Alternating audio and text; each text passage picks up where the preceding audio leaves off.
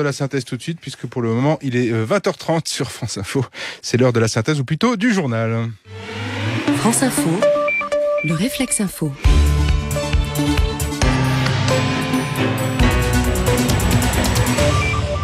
Un journal présenté par David Debat.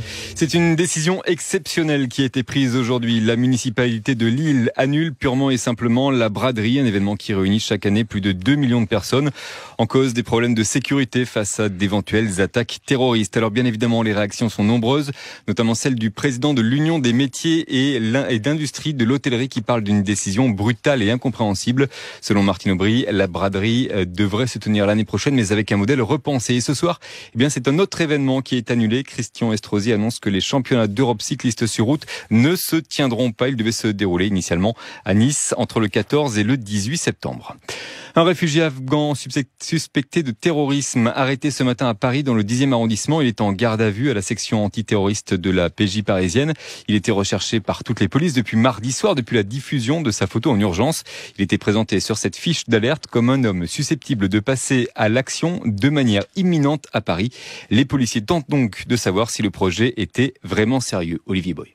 C'est effectivement l'histoire d'un renseignement un peu particulier puisque c'est une femme britannique qui a appelé les gendarmes français dimanche dernier. Elle appelle même les gendarmes de Périgueux, ce qui en soi est un peu étonnant. Mais cette femme est jugée sérieuse, elle donne son identité, ses coordonnées et surtout elle explique qu'elle sait par sa famille en Afghanistan que cet homme afghan lui aussi est à Paris depuis 2 mois parmi les réfugiés et qu'il veut commettre un attentat suicide.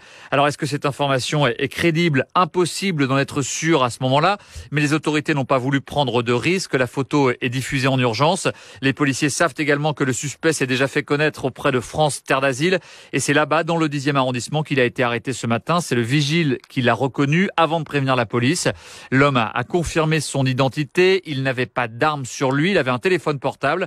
Les enquêteurs vont devoir maintenant trouver des éléments concrets pour étayer la dénonciation et tenter de savoir s'il avait vraiment un projet d'attentat. Les explications d'Olivier Bois. Et puis la justice a également entre les mains ce soir Anis Barry. Il s'agit d'un homme suspecté d'avoir projeté un autre attentat en France à l'occasion de l'Euro avec Reda Cricket. Lors de son interpellation, 45 kilos de munitions avaient été retrouvés à son domicile de Rotterdam. Il était jusqu'à présent incarcéré aux Pays-Bas. Dans ce contexte, le Conseil d'État autorise l'exploitation des données contenues dans un téléphone portable saisi lors d'une perquisition menée le 29 juillet dernier à Toulon. Une mesure prise dans le cadre de l'état d'urgence. Saisie par le ministère de l'Intérieur, la plus haute juridiction administrative. Cette dernière estime que le téléphone portable est susceptible de contenir des données relatives à une menace pour la sécurité et l'ordre public. L'effondrement de la récolte de blé en France se confirme, une situation d'ailleurs confirmée par de nouvelles estimations publiées aujourd'hui. Situation d'autant plus catastrophique que les prix mondiaux sont au plus bas en raison d'une moisson record attendue dans les autres pays producteurs. Je vous rappelle que la cérémonie d'ouverture des Jeux de Rio, c'est pour ce soir, cette nuit même précisément, 1h, heure française. On ne sait pas encore qui allumera la vasque olympique puisque Pelé a confirmé que ça ne serait pas lui. Et puis on termine avec un mot de football. Monaco aura fort à faire en barrage de la Ligue des Champions. Les Monégasques devront se défaire du Villarreal, 4e du dernier championnat d'Espagne.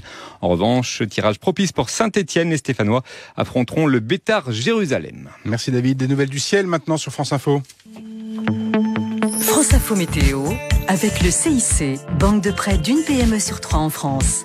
CIC, construisons dans un monde qui bouge. Et demain, bonne nouvelle, c'est du beau temps, Sébastien Léas. Demain, la journée s'annonce calme. Le ciel sera encore nuageux sur la moitié nord demain matin. Mais les éclaircies s'affirmeront de plus en plus. Et demain après-midi, les périodes ensoleillées deviendront prédominantes, en particulier des Pays de la Loire à la Normandie et au Pas-de-Calais, où le ciel sera peu nuageux.